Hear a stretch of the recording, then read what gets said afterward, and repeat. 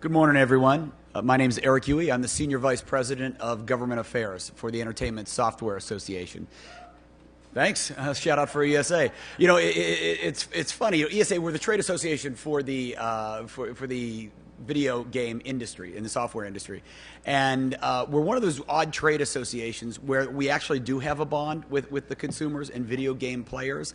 You know, the trade association like the National Cable Television Association doesn't have. No knock on them or anything, but nobody's, you know, fired up about their cable company or the trade association for their cable company. You know, we throw E3 and there's just a real bond between not only our companies and the ESA, but our company's consumers in the ESA, and we see that every year at the E3 trade show, which we throw. So let's launch into this since we are on a timer.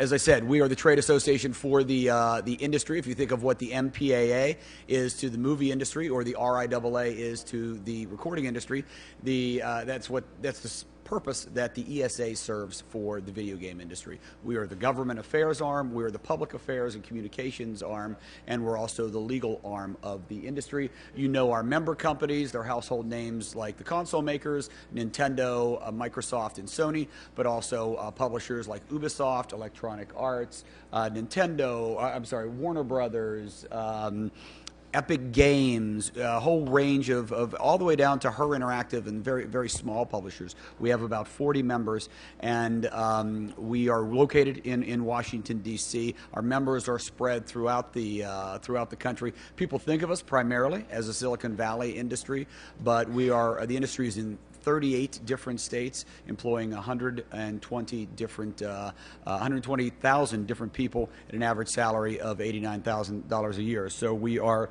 nationwide, and in California terms, as we like to tell Governor Brown, we're that odd amalgam of Northern California and Southern California, where Silicon Valley meets Hollywood. But again, we're in places like Baton Rouge, Louisiana, where EA has a huge facility, Salt Lake City, Utah, places you wouldn't necessarily obviously expect. Obviously Austin, Boston, New York City, and throughout the country. So that's who we are. Let's take a look at who our demographics are and who our audience is. The average gamer is 30 years old. This is probably not a surprise to those of you in the room, but I can tell you, as the chief lobbyist for the industry, when we go on Capitol Hill, jaws literally drop, because there's this vestigial notion that the average gamer is the acne-ridden adolescent in his parents' or her parents' basement. But oftentimes, people are surprised to hear that 45% of all gamers are women, and that 20% of gamers are over the age of 50. A lot of this change and shift in demographics came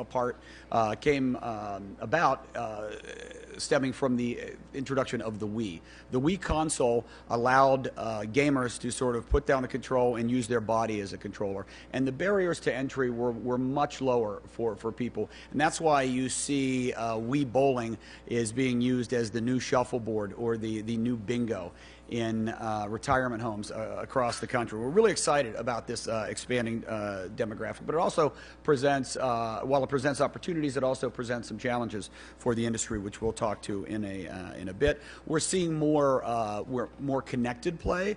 The notion of just playing with the people in the room around you is a vestige of 4 or 5 years ago. People are playing around the world, and 62% of gamers play connected to other gamers, and we're seeing more cross-generation play.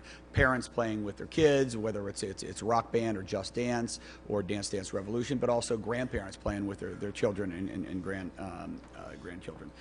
Here's what the industry has done in the past several years. In terms of the size of the industry, and we'll get into that, during the Great Recession, we actually are an industry that doubled in size. There are a lot of reasons for that, but we're quite fortunate. You look at the hours of gameplay. The hours of gameplay have doubled have gone from 72 hours to 142 hours in 10 years. People are playing more. 49% of people who play games are watching less TV. 47% or less are spending less time watching movies. So we're seeing the mind share, the bandwidth of the consumer migrating towards games. And again, not just in one demographic, but across an entire range of demographics. One of the fastest growing industries in the economy, and that's why we're seeing universities getting into this. As many of you know, there are over 380 universities which offer game design curriculum as part of their school's offering, and the Princeton Review now actually ranks the top 20 video game design schools, both for undergraduate and for graduate programs. We're a $21 billion domestic industry, $65 billion worldwide. There are estimates in the USA Today that the industry will grow to $83 billion worldwide. In most years, we are larger than box office Hollywood, and in many years we were larger than box office Hollywood and the movie industry combined. This is a year where we have we're very excited that two new consoles are coming online, the Microsoft Xbox One and the Sony PlayStation 4. We were at the end of a 7-year console run last year, so our overall revenues dipped as to console games. But we're excited with the introduction of these two new consoles and all of the new capabilities and functionalities that they will bring to bear, and all of the new software that's being designed for them. About 2/3 of households have video game consoles, and the mobile game sector is expanding. And we'll talk a little bit more about what's happening in the mobile and the tablet and the apps space. But it went from $8 billion in 2001, is going to be $13 billion by the end of 2013. So we're seeing the notion of this static silver disc that publishers would seal and ship and forget about, that's changing and evolving. It's going from an actual product to a service that people can play on their consoles in the morning, take that same gaming experience to their handheld, to their tablet on their commute, and then play on their smartphone during the day, and then go in reverse order all the way until they're back at their console in the evening. When you talk to publishers like EA, they want the FIFA experience, for instance, or the Madden experience to be exactly that, an experience that you can tap into anytime in real time. And they're bringing the functionality along that the consumers are looking for to make that as seamless as possible. As many of you know, Call of Duty, one of the flagship franchises in the industry, is a true juggernaut. We've had 4 straight years where it's grossed over $1 billion in its first month. It's the largest all-time in the history of entertainment, the largest all-time entertainment debut. It hit $1 billion in sales in 16 days. It took Avatar, with this worldwide release, to 17 days to hit $1 billion in sales. And again, this is an interesting graphic because you'll see the video games is the dark blue, and you'll see that trend going up. And then in the last 3 years, the console game, the traditional console games have actually declined in sales, but the growth of the industry has been augmented by other delivery forms, and those are principally the tablet and smart gaming. This is the app world. We are at the end of a 7 or 8 year console cycle, so we've seen a dip. We hope that dark blue line will increase, and the app line, the light blue line, is only going to increase even further over time. We talked about Call of Duty, FIFA Soccer. FIFA Soccer is one of those rare sports games that transcends all genres and all cultures. Everybody around the world plays FIFA, and they're constantly updating the features in the functionality of the game, so that coming next year, if it's raining in Barcelona and you're playing Barcelona, it's raining on the screen. If a certain player is out, if Man United is your team or Arsenal is your team, and your star player is out, they are out for the game unless you override that function. So you're playing in real time, because what they could see in FIFA and EA headquarters, they track the world gameplay at all times across all of the various consoles. They see who's playing where and what they're playing, and we see these spikes anytime there's a World Cup qualifying match. EA will see a spike in the gameplay.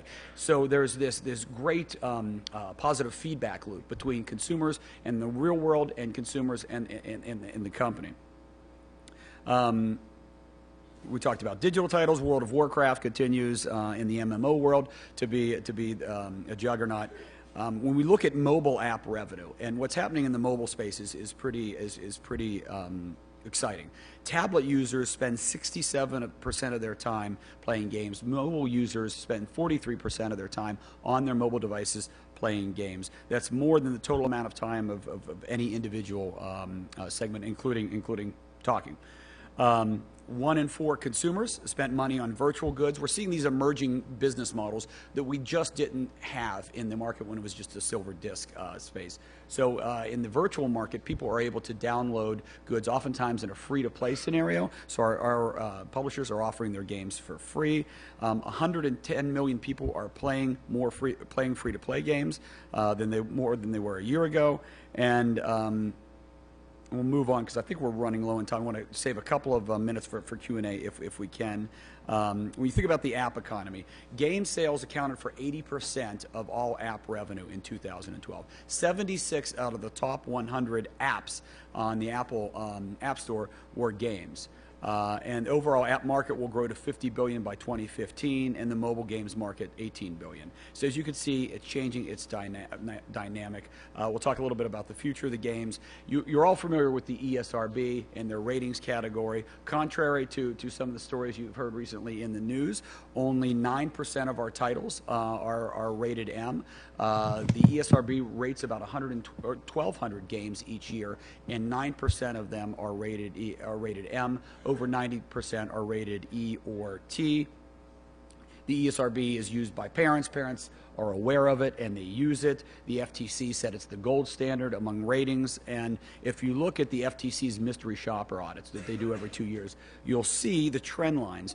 We're at 87% enforcement. That means every time the FTC sends a child under 18 in to buy an M-rated game, 87% of the time they're denied. That's because we work with our retailers on enforcement. We work with our game publishing companies, and we take it very seriously. We outpace all of the other major media. And in places like GameStop, you're fired if you sell an M-rated game to somebody who's underage. And at Target, the enforcement is 100%. So we're really proud of what the ESRB is doing, and they're transitioning into the mobile and app world as well. And I can talk more about that. In Washington, we have an ESA Caucus in the House. It's a bipartisan caucus of nearly 70 members, chaired by Debbie Wasserman Schultz and Tim Griffin of Arkansas, and really excited about that. And we've been doing a lot, and appropriate to Games for Change, we've been doing a lot in the social gaming and the impact gaming space. We're really excited about some of the initiatives that we've had. Many of you have heard of the STEM Video Game Challenge, which we're really excited to participate in with Microsoft and Sesame Workshop and Joan Gans Cooney, as well as the White House and Eline Media and AMD. And we're in our 3rd year. We're up from 3,800 submissions to 4,200 submissions. Children around the country that created games that involve STEM principles. The 2 of the winners last year went to the White House.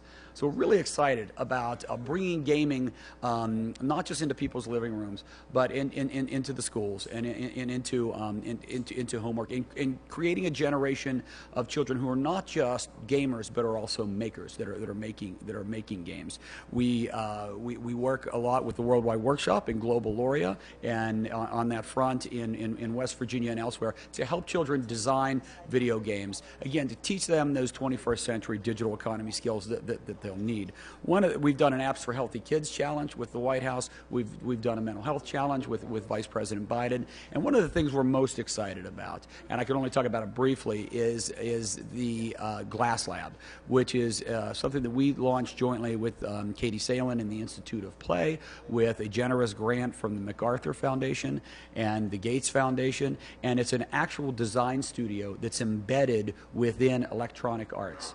And it's a nonprofit studio that is creating games, nonprofit educational games geared towards the middle school Common Core curriculum, utilizing the SimCity EDU platform. So those actually, the first of those games will debut this fall. Really excited about that. Another thing that we did was launch the President's Council Active Lifestyle Award Challenge with Drew Brees and Billie Jean King and Allison Felix, Michelle Kwan, and a whole range of athletes States, and Secretary Sebelius. You can actually now get your President's Council fitness badge that you all remember from growing up. You can get that through Active Gaming. So we're really excited about that. We have a video for that, and it takes a minute, but I think we're just going to I think we're running short on time, so I think we're going to skip that. We'll make that available. This video is going to launch publicly later this week, and we'll make that available, and I can give you the URL if anybody's interested. I've got maybe time for one, maybe two questions if there's anybody in the audience, but I do want to proceed to the next panel. Down front.